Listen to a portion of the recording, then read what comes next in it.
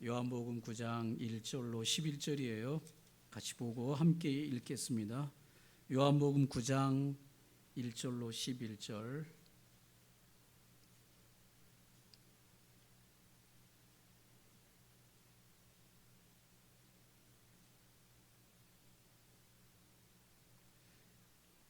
찾으셨으면 요한복음 9장 1절로 11절 함께 합독으로 말씀을 읽겠습니다.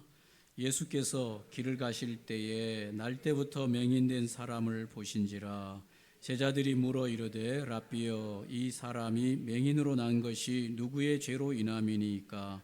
자기니까 그의 부모니까? 예수께서 대답하시되 이 사람이나 그 부모의 죄로 인한 것이 아니라 그에게서 하나님이 하시는 일을 나타내고자 하심이라.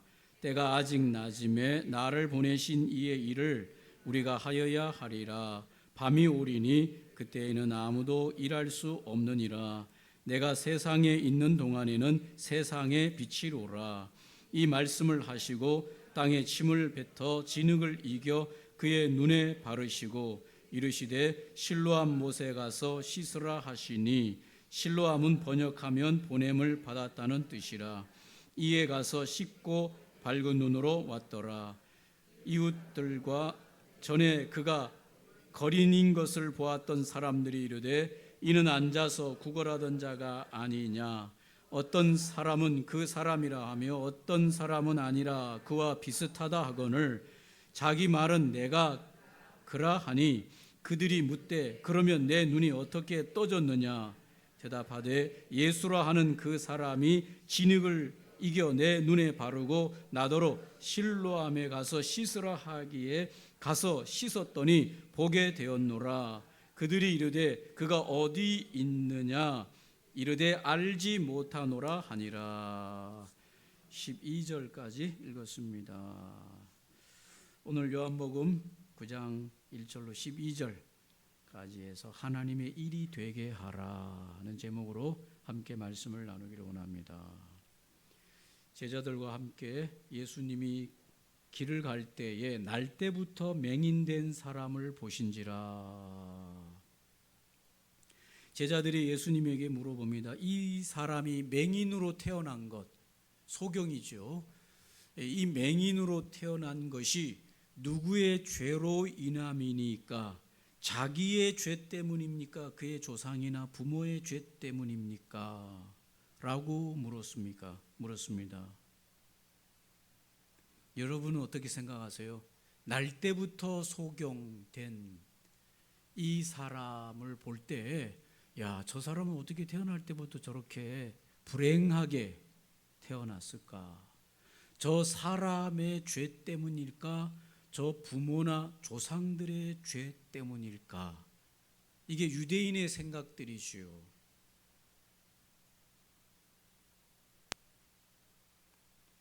제자들이 이렇게 하고 있는 이 질문의 내용이 무엇인가 하면 원인을 분석하는 거 아닙니까? 원인 분석. 저렇게 고통 가운데 태어나는 것은 어떤 원인 때문에 저런 저주 가운데 태어났을까? 자기의 죄냐 아니면 자기를 낳은 부모의 죄나 조상들의 죄냐? 이렇게 분석하는 것이죠. 꼭 태어나서만이 아니라 사는 과정 속에서도 뭔가 불행한 일을 경험하고 당할 때 우리는 또 혹시 주변 사람들은 분석하는 거죠. 저 사람이 저렇게 불행한 일을 당하는 것은 뭔 잘못을 했기 때문일까? 저 사람의 죄 때문이나 아니면 가족이나 무슨 부모의 죄 때문일까? 이렇게 분석하는 경우가 있는 거죠. 오늘 제자들은 이 나면서부터 소경된 사람을 분석하는데 누구의 죄 때문입니까? 이렇게 분석은 하지만 그 날 때부터 소경된 사람을 어떻게 고치거나 치유하거나 회복하거나 원상태로 뭔가 돌려놓을 수 있는 실력은 있는 것 같습니까? 없는 것 같습니까? 없는 것 같습니다. 실력이 없으니, 그런 실력이 없으니 분석만 하는 거죠. 아유, 저 사람이 저렇게 불행한 일 당한 건 뭐 때문이야?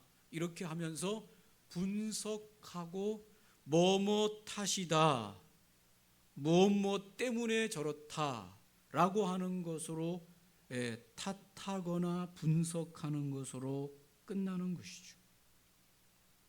우리는 어떻습니까? 어떤 상황이든지 어떤 문제든지 현실이든지 그것을 해결할 수 있는 실력이나 능력이 없기 때문에 우리가 겨우 할 수 있는 일은 분석하거나 저게 누구 때문이다, 뭐 때문이다 라고 하는 탓하는 것으로 그 일을 끝내려고 하는 것이죠.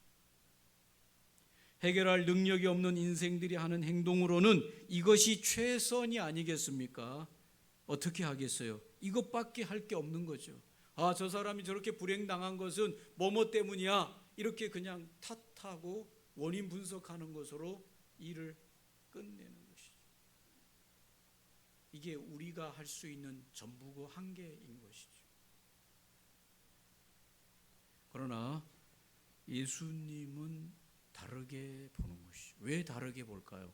예수님은 해결할 능력이 있는 분이신 것이죠.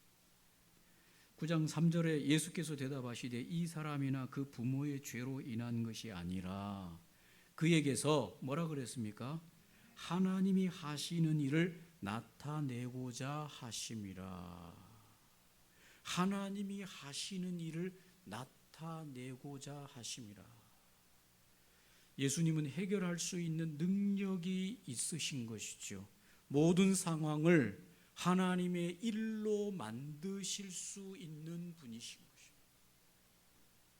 뭐뭐의 탓으로 돌리고 자포자기하는 것이 아니라 좋은 상황으로 좋은 상황을 맞이했든지 안 좋은 상황을 맞이했든지 그게 어떤 상황이든지 상관없이 그 일이 하나님의 일이 되도록 하실 수 있는 실력과 능력이 있는 분이 바로 예수님이신 것이죠. 우리가 잘 아는 노아 홍수 사건이 있습니다. 노아 홍수 사건 이후에 이제 배가 물이 다 빠지고 노아 홍수가 땅에 내려왔고 이제 노아의 가족들이 다 이제 나왔습니다.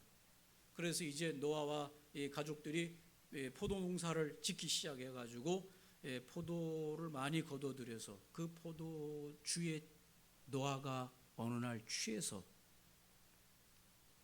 포도주를 너무 과하게 먹고 취하여서 벌거벗고 추태를 벌였습니다.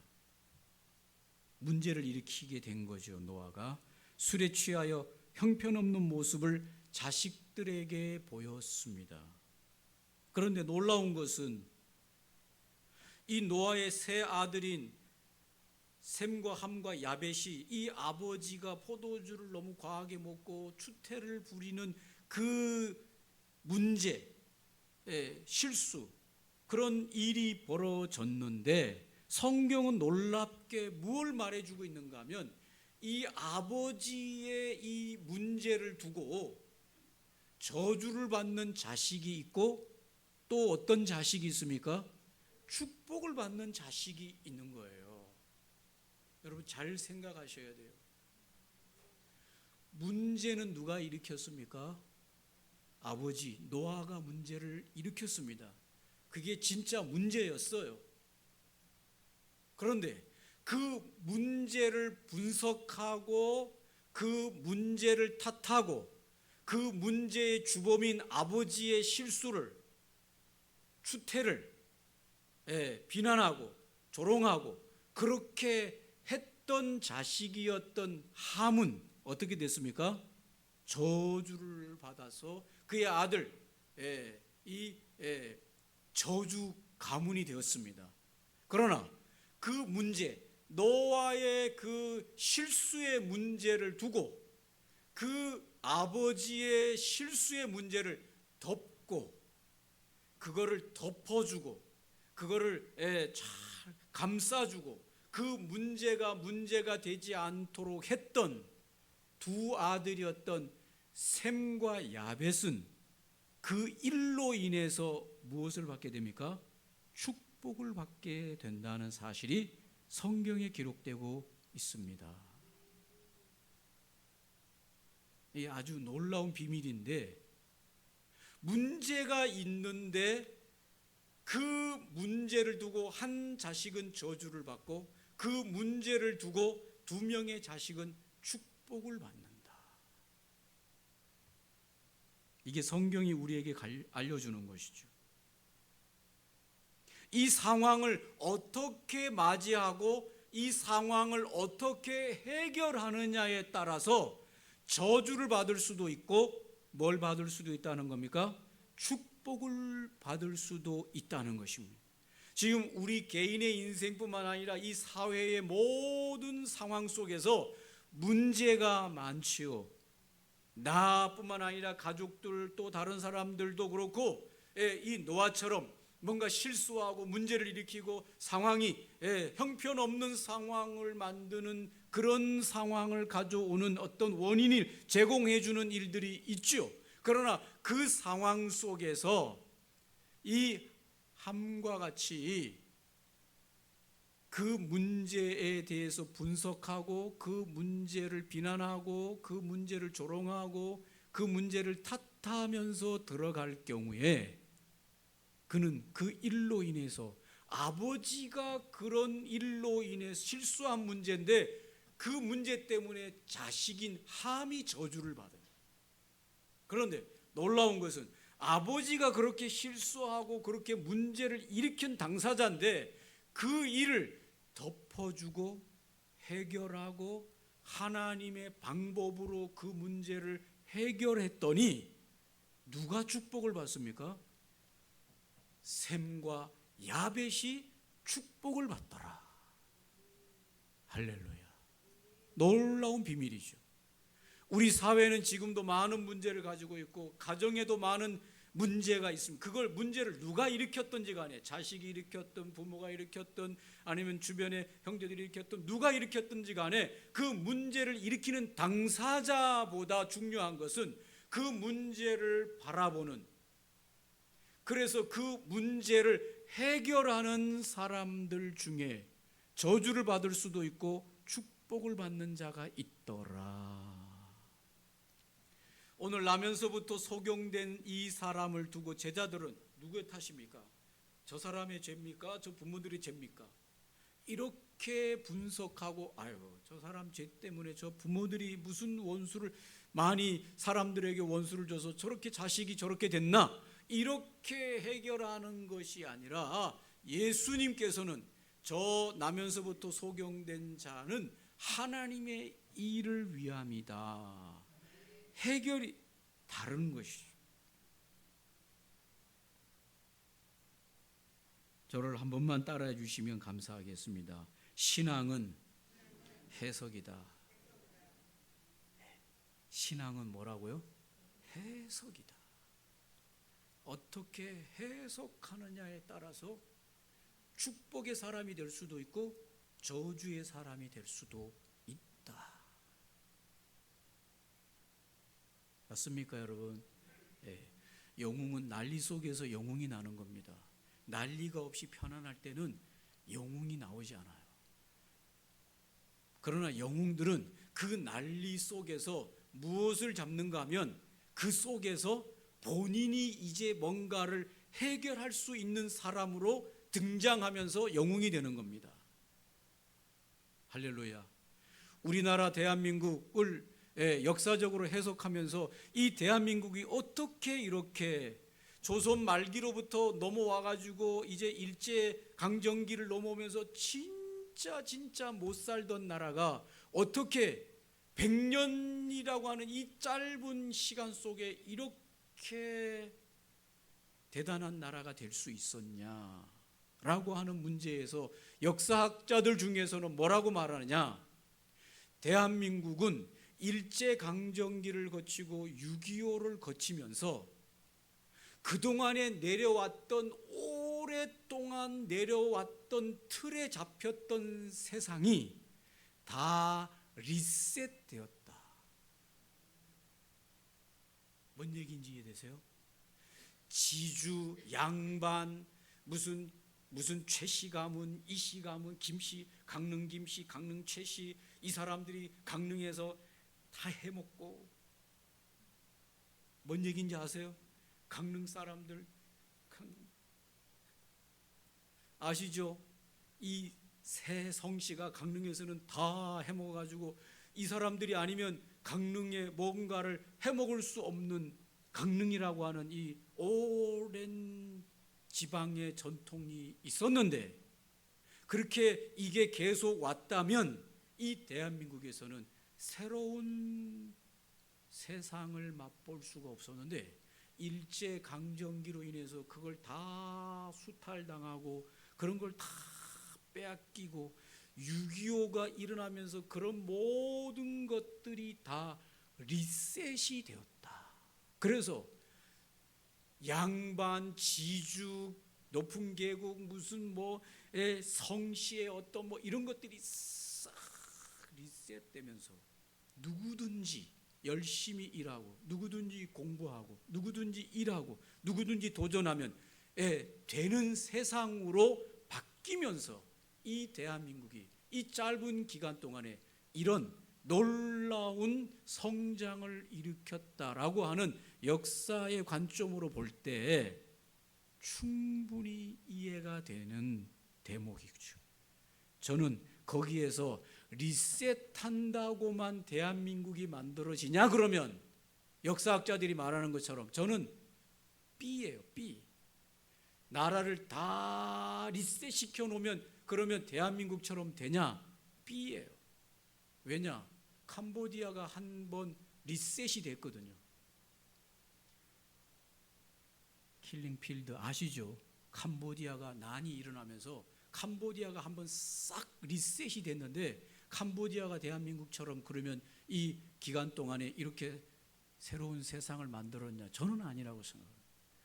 리셋을 해놓고 나서 기독교가 이 대한민국에 깊이 뿌리를 내리면서 기독교 정신으로 새롭게 일어났기 때문에 하나님께서 이렇게 대한민국을 세계적인 짧은 기간 동안에 세계적인 위상을 갖도록 하셨다. 저는 역사를 보는 관점이 그렇다. 기독교가 없이 리셋해봐야 이렇게 만들 수는 없다고 저는 개인적으로 생각하는 것이죠. 기독교 정신에서 이렇게 새로워진 것이다. 그렇기 때문에 기독교 정신은 너무 중요하다. 신앙은 뭐라 그랬습니까? 해석이다. 어떻게 보느냐에 따라서 달리 행동을 취하는 것이죠. 라헬이 아들을 낳다가 죽잖아요. 야곱의 사랑했던 부인 라헬이 요셉을 낳은 다음에 둘째 아들을 낳다가 난산으로 죽게 되는데, 그 둘째 아들이 누굽니까? 베냐민을 낳고 막바로 죽게 되는데, 이 라헬이 베냐민을 낳다가 그 상고를 겪다가 베냐민을 낳고 막바로 죽게 되는데, 그러면서 이 라헬이 얼마나 자기의 죽음을 직감하면서 자기가 낳은 그 요셉의 동생인 베냐민을 뭐라고 이름 지었냐면 베노니라라고 이름을 지었어요. 그 엄마 라헬이 베노니라. 이 베논이라고 이름을 부른 것은 무엇인가 하면, 라헬이 죽어가면서 그녀가 숨을 거두기 직전에 자기 아들을 벤온이라고 했는데, 이 벤온이라고 하는 말은 나의 슬픔의 아들, 나의 고통의 아들이라고 하는 이름입니다. 나의 슬픔의 아들, 엄마가 이제 곧 죽음을 직감하면서 남겨둘 그 아들을 생각할 때 나의 슬픔의 아들이요 나의 고통의 아들이요 하면서 이름을 베논이라고 이름을 짓고 죽습니다. 그런데 야곱이, 그의 남편인 야곱이 그 아들을 받아서 베논이 나의 슬픔의 아들이라고 하는 말을 그대로 받아들이지 않고 어떻게 그걸 해석하는가 하면 베냐민으로 바꿔서 그 아들의 이름을 받아들이는 것이고, 아들은 똑같이 라헬이 낳은 아들인데 라헬의 눈으로는 그 아들이 너무 슬픔의 아들로 이름을 붙여놨어요. 베논이라고. 그런데 현실은 그대로 이제 부모가 없이 엄마가 죽은 아들로 남겨지지만은 이 야곱은 그 아들을 그의 품에 안으면서 뭐라고 말했냐? 베냐민으로 이름을 바꿨습니다. 해석했습니다. 베냐민의 이름의 뜻은 뭡니까? 오른손의 아들, 축복의 아들이라고 이름을 해석을 바꿔서 그 아들의 이름을 지었습니다. 여러분, 베냐민은 베노니가 됐습니까? 베냐민이 됐습니까? 베냐민이 됐습니다. 신앙은 해석입니다. 여러분의 인생을 베노니로 해석하면 베노니의 인생이 되는 것이고, 베냐민으로 해석하면 베냐민의 인생이 열리는 것입니다. 맞습니까? 똑같은 상황입니다. 똑같은 환경입니다. 그럼에도 불구하고 한 사람의 눈에는 베노니로 보이고 한 사람의 눈에는 베냐민으로 보이는 것입니다. 해석이 다른 것입니다. 상황은 같은데 해석이 다를 때 결과적으로 보면 오늘 그가 해석한 대로 이는 베냐민이 되는 것입니다. 나면서부터 소경된 자를 볼 때, 제자들의 눈으로 그를 해석할 때, 분석할 때 누구의 죄 때문이냐, 그래서 저렇게 고통받고 저주를 받았냐, 이렇게 해석하는 것도 가능하겠지만 예수님의 눈으로 볼 때는 저를 통해서 하나님의 일을, 영광을 나타내기를 원하실 것이다 라고 예수님은 그렇게 보셨고 그 일을 해결해 가시는 것입니다. 그래서 오늘 이 말씀을 하시고 9장 6절에 예수님이 땅에 침을 뱉어 진흙을 이겨 그의 눈에 바르시고 이르시되 실로암 못에 가서 씻으라 하시니, 실로암은 번역하면 보냄을 받았다는 뜻이라. 예수님께서 병자들을 고칠 때 말씀으로 많이 고쳤어요. 뭐 손을 대거나 뭘 이렇게 바르거나 그렇게 한 적이 많았어요. 말씀으로 많이 고쳤잖아요. 예수님 말씀으로 그냥 나으라, 가라, 뭐 나았다 이렇게 하셨잖아요. 그러면 그냥 말씀으로 다 고쳤어요. 그런데 왜 나면서부터 소경되었던 이 사람의 눈을 고칠 때에는 예수님께서 그것도 친히 침으로 진흙을 이겨서 그거를 그 소경된 자의 눈에 친히 발라주면서 그것도 실로암까지 가서 씻으라고 명령해서 고치느냐. 신학자들은 여기에 대해서 두 가지의 의미를 두고 있어요. 첫 번째는 이런 가시적인 수단을 통해서 이 나면서부터 소경된 사람이 눈이 띄어진 것은 어쩌다가 띄어진 것이 아니라 실제적인 예수님의 역사로 눈이 띄어졌다라고 하는 구체적인 어떤 증거를 보여주기 위함이다. 할렐루야. 우리 정철교 장로님 2달 만에 오셨는데 제가 환영 인사를 안 해드렸네. 여러분, 우리가 장로님 병원에서 퇴원하도록 기도했잖아요. 여러분의 기도로 깨끗하게 치유돼서 퇴원했을까요? 저절로 병이 나아서 퇴원했을까요? 아리까리하잖아요. 병원에서 이 약을 쓰고 의사들이 많이 해가지고 건강해졌지 뭐. 병원은 좋은 데 가야 돼. 뭐 이렇게 할 건지 아니면 우리가 기도해가지고 치유된 건지 아리까리한단 말이에요. 그래서 신학자들은 오늘 예수님께서 제자들이 보는 가운데 그 환자, 그 나면서 소경된 자와 또 바리새인들이 보는 가운데서 친히 진흙을 만들어서 그거를 눈에 바르고 그것도 또 실로암에 가서 눈에 그 진흙을 씻으라고 구체적인 이런 행위를 한 것은 이 사람이 나면서부터 소경된 사람이 눈이 떠진 것은 시간이 어쩌다가 기적적으로 떠졌대. 야, 어떻게 하다가 떠졌대. 이런 예수님이 고쳤다라고 하는 것이 아니라 어쩌다가 고쳤다라고 하는 그런 말을 하지 않도록 분명하고 확실하게 하기 위한 하나님 예수님이 그 일을 행하신 것이다. 이렇게 말하는데 여러분도 공감하십니까? 그럴 가능성이 있어요. 안 그럴 때는 말씀으로 대부분 치료하셨는데 이 사건만큼은 뭔가 분명한 증거를 그 주변과 제자들에게 보여주기를 원하시는 행위였다.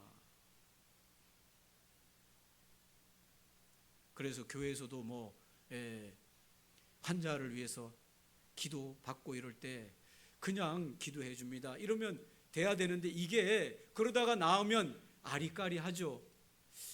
기도해 줘서 낫나, 병원에서 약을 먹어서 낫나.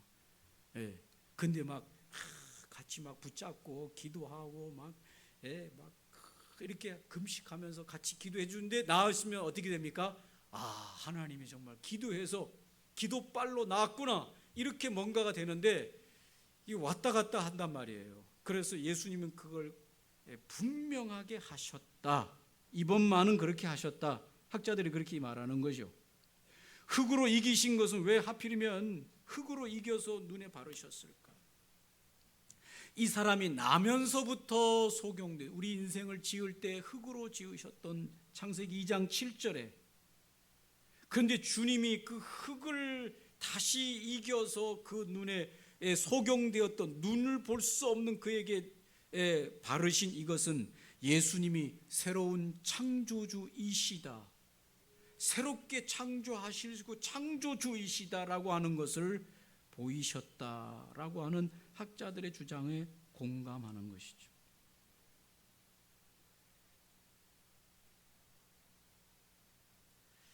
마지막으로 예수님께서 이 소경된 자에게 눈에다가 진흙을 이겨서 마치 처음 인생을 지으시듯이 그렇게 진흙을 이겨서 눈에 발라주시고 어떻게 하라 그랬어요?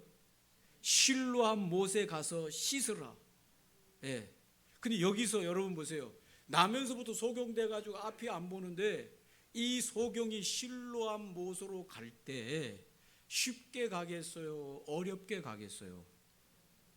저와 여러분 두 눈이 있으니까 실로암 못에 가서 어디라도 손이라도 씻고 발이라도 씻으면 쉽겠지요. 그러나 앞이 안 보이는 사람이 이 진흙으로 발라놓은 이 눈을 씻기인데 꼭 실로암에 가야 돼요. 옆에 물통이 항상 있는데 이 소경이니까 옆에 필요한 물을 항상 거어 놔두는데 거기다가 물통에다가 물 해가지고 눈을 닦으면 될 거 아니에요. 그래요, 안 그래요? 대답을 안 하시네. 답을 알고 계시나 봐. 우리는 그냥 생각할 때 그냥 눈에 진흙을 발랐든 뭘 발랐든 간에 눈을 씻을 때 옆에 있는 물통에다가 물을 해가지고 그냥 눈을 씻어서 눈에 진흙을 떼어내면 될 거 아닙니까? 상식적으로 그렇다고 그러세요. 여러분이라면 그게 편리하겠어요? 실로암 못까지 가가지고 이거 진흙 씻는데 그 대단하다고 거기까지 가겠어요? 안 그래요? 그런데 예수님은 그렇게 이렇게 쉽게 하실 수 있는 방법을 갖다가 왜 실로암 못에 가서 씻으라고 하시냐? 여러분이 이 나면서부터 소경된 자라고 하면 어떻게 할래요? 말 듣겠어요? 아이고 귀찮아라. 거기까지 가서 눈 씻어야 돼? 눈도 안 보이는데? 어떻게 하실래요? 말씀대로 순종하실래요? 대단하시네. 저 같으면 아마 몇 번 따졌을 거예요. 옆에 물이 있는데 이걸로 씻으면 안 될까요? 꼭 실로암까지 가야 되나요? 눈도 안 보이는데. 근데 오늘 이 맹인이 갔다 그래요? 안 갔다 그래요? 갔다 그랬습니다. 11절에 대답하되 예수라 하는 그 사람이 진흙을 이겨 내 눈에 바르고 나더러 실로암에 가서 씻으라 하기에 뭐 했다 그랬어요? 가서 씻었더니 보게 되었노라. 왜 예수님께서는 실로암까지 가서 씻으라 그랬을까? 이거를 믿음과 순종을 테스트하는 거 아니겠습니까? 믿음과 순종을 테스트하는 거. 이게 별거 아닌 것 같아도요, 믿음이 없으면 그까지 못 갑니다. 실로암까지 못 가요. 그냥 옆에 있는 물 가지고 그냥 씻어버리지. 굳이 그 물이나 실로암 물이나 다를 바가 뭐가 있어요? 근데 보이지도 않는데 그 실로암까지 왜 가겠어요? 믿음이 없으면 절대로 그 순종이 안 나오는 것이죠. 그러나 오늘 이 눈에 바른 이 진흙을 그대로 가지고 실로암까지 찾아가서 그곳에서 이 눈을 씻어야 되는 이것은 믿음과 순종의 간단한 일처럼 보이지만 순종의 테스트이다. 그런데 놀라운 것은 이 믿음과 순종의 테스트에 합격할 때 기적을 경험하게 된다. 다 하신 건 예수님이 다 했어요. 오늘 여기 나면서부터 소경된 자는 예수님한테 매달려가지고 예수님 내 눈 고쳐달라고 한 적이 없어요. 바디메오는 눈 고쳐달라고 했지만은 오늘 여기 본문에 나오는 사람은 예수님한테 눈 고쳐달라고 요청한 적도 없어요. 그냥 예수님이 가서 그 사람에게 진흙을 이겨서 눈에 이 진흙을 발라주시고 가서 씻으라 그랬어요. 중요한 것은 오늘 이 사람이 이 예수님의 말씀을 신뢰하고 믿고 예수님을 믿고 가느냐 안 가느냐가 이 사람에게 달려있는 것이죠. 예수님은 다 해놓으셨어요. 가서 씻어라. 다 해놓으셨어요. 그 다음 몫은 누구의 몫입니까? 이 나면서부터 소경된 자의 몫이에요. 사랑하는 성도 여러분, 주님이 여러분에게 뭔가를 말씀하십니다. 다 해놓고 말씀하세요. 아직 안 일어났어요. 요 눈 발라는 것까지 예수님이 했어요. 데리고 가서 눈을 씻겨주는 건 예수님이 하지 않았어요. 맞습니까? 요 발라놓은 것까지는 예수님이 처음부터 끝까지 다 해놓았었어요. 가서 씻으라고 명령했어요. 하나의 일만 남아있어요. 믿고 가서 씻는 건 누구의 문제입니까? 내 문제인 것이죠. 내 문제. 나에게 달려있는 것이죠. 눈은 아직 안 열렸는데 여러분, 주님이 여러분에게 말씀하실 때 믿고 순종하세요. 믿고 순종하세요. 그래야 뭔가를 경험하는 것이죠. 마지막으로 말씀 한 구절 보고 마치겠는데, 이 아람의 영웅이었던 나아만 장군이 문둥병이 걸려가지고 이스라엘까지 와가지고 엘리사를 만나러 왔는데 엘리사는 만나지도 못하고 그 엘리사의 종인 게하시가 요단강에 가서 7번 목욕하면 네 몸이 나으니까 가라. 이 대단한 영웅이거든요. 이 나아만 장군이 아람에서. 그런데 여기까지 왔는데 코빼기도 안 보이고 종을 시켜서 요단강에 가서 7번 씻어라. 열 받겠어요? 안 받겠어요? 열 안 받는 여러분들은 참 성인군자인가 봐. 저 같으면 아마 그런데 참 어이가 없지. 그래가지고 돌아가면서 나아만이 화가 막 머리끝까지. 내가 물 좋은 데 가서 씻어봤어요? 안 씻어봤어요? 피부병이니까 이게 문둥병이니까 좋다는 물, 저 오색의 약수물 떠서 씻어봤겠어요? 안 씻어봤겠어요? 예. 온천수 물에 가서 씻어봤겠어요? 안 씻어봤어요? 전 세계적으로 당시에 좋다는 물을 다 떠다가 씻어봤는데 안 나왔잖아요. 근데 요단강 물 효염이 있어요? 없어요? 없지. 그 요단강에 무슨 효염이 있어요? 근데 거기 가서 7번 씻고 가라. 화가 나겠어요? 안 나겠어요? 나겠죠. 그냥 가는데 종들이 신하들이 말립니다. 여기까지 왔는데 용하다는 저 사람이 용하다는 분이 씻어보시죠. 머리 끝까지 올라오는데 씻어보라 막 이 부하들이 그러니까 진짜 어떻게 합니까? 그래서 씻어봅니다. 요단강에 들어갑니다. 하면서 물에 한번 풍덩 빠졌다가 일어나서 봅니다. 효염이 있어요? 없어요? 그래도 2번을 해봐야지. 2번. 그래도 몇 번을 해봐야 돼요? 3번을 해봐야 3번. 3번까지 들어가다 나왔는데 뭐가 좀 진전이 있어야 돼요? 없어야 돼요? 뭐가 이렇게 야 이거 뭐가 좀 색깔이 변하네? 뭐 이런 게 있으면은 7번까지 하겠지요. 근데 3번까지 들어가 봐 줬는데도 어떻게 해요? 변화 그대로고.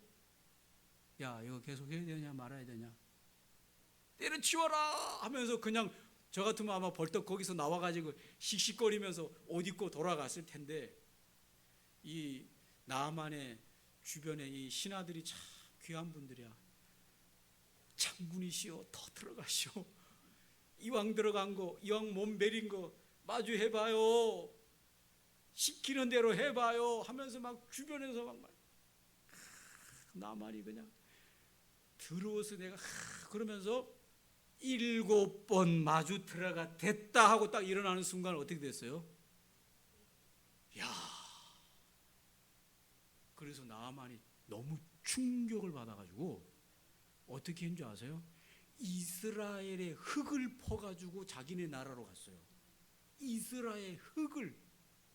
왜 흙을 퍼가지고 갔냐? 그 흙을 가지고 가서 제단을 만들어 놓고 이스라엘의 하나님 앞에 자기가 따로 이제 그 이스라엘의 하나님을 섬기겠다. 왜? 너무 충격을 받은 거예요. 진짜 하나님이 살아계시다라고 하는 걸 체험을 한 거죠. 몇 번 들어갔다 나왔다? 7번. 사랑하는 성도 여러분, 신앙은 해석입니다. 어떻게 해석할 거냐에 따라서 축복과 저주가 갈라지는 것이죠. 오늘 예수님은 그것을 하나님의 일로 해석하시고 그거를 고치시고 회복하시고, 오늘 셈과 야벳도 그 허물을 덮어내는 실력으로 말미암아 그들이 축복을 받고, 오늘 이 나면서부터 소경된 자도 순종함으로써 그의 기적을 경험한 것이죠. 맞습니까? 베냐민도 베노니의 인생이 아니라 베냐민의 인생으로 사라진 것은 해석인 것입니다. 사랑하는 성도 여러분, 1년을 돌아보면서 여러분의 인생 어떻게 해석할 겁니까? 하나님의 은혜로 해석하시기 바랍니다.